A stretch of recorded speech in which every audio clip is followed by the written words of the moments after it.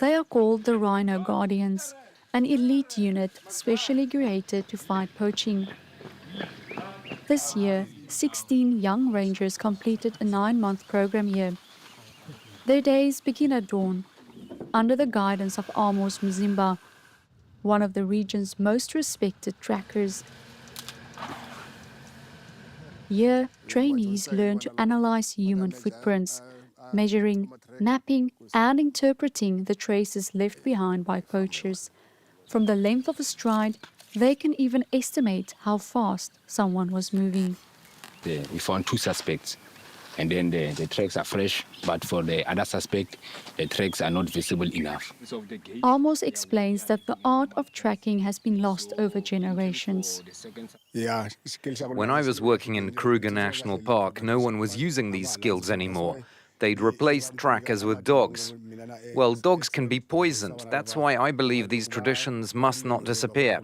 I now dedicate myself full-time to teaching these techniques to young people. I'll teach them everything I know before I retire. Amos teaches the secrets of tracking. Over his career, he's helped carry out around 350 arrests.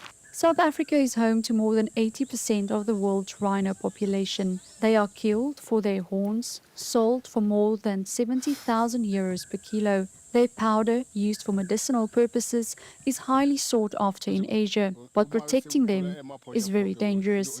Amos's brother was killed by a poacher. That is why good training is critical. You are the perfect suspect, man. We found you. We think you are playing here. We know this is a simulation, but how are we going to approach in a real life? As we all know, you'd have a backup. And then teamwork is all things that we have to have, and then discipline. I don't think it will be that much harder having a poacher if you have been well trained. These rangers will be deployed to the Kruger Park next year, a reserve the size of Belgium. In South Africa, poaching reached its peak 10 years ago, with more than 800 animals killed every year. Between 2013 and 2019, the Kruger National Park lost 60% of its rhino population. Since then, drones, specialized units, and patrols have helped bring numbers down. We share a boundary with Mozambique, quite a long, extensive boundary, and then a boundary with Zimbabwe, so that international boundaries make it very difficult for us as all. And then we do struggle with corruption. But despite that, the rangers have done an incredible amount of work. And I always say that, yes, we have lost a lot of rhino, but had it not been for their efforts and their sustained efforts now for over 17 years, there wouldn't have been any rhino.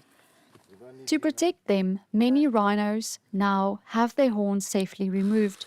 This technique, which started in private reserves, has expanded to national parks. We filmed these images at the farm of John Hume, the country's largest rhino breeder.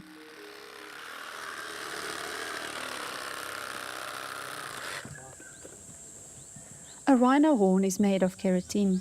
Just like horse hooves, it grows by around 1 centimeter per month. It's an effective and harmless preventative method, but it's not without risk. The removed horns can still fuel illegal trade. The owner of this farm, John Hume, is now facing charges for illegally selling nearly 1,000 horns worth over $14 million.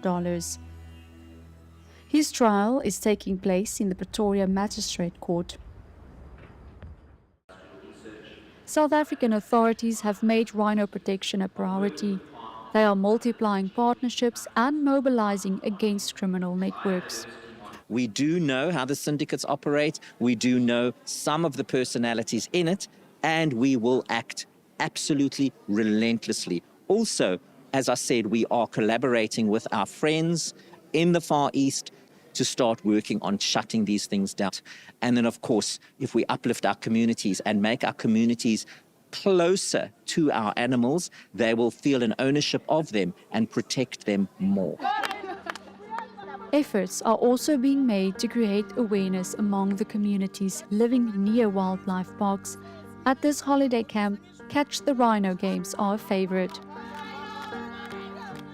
Members of this NGO organize regular trips to the parks so that these children can at least once in their lives see a wild rhino. These programs are meant to create not just awareness, but to cultivate that love for these spaces, because we believe that, these kids can take care of our rhinos if they have a relationship with them. 30 years ago, there were only 3,000 rhinos in South Africa. Today, the number reaches 16,000. Slowly but surely, conservation efforts are bearing fruit.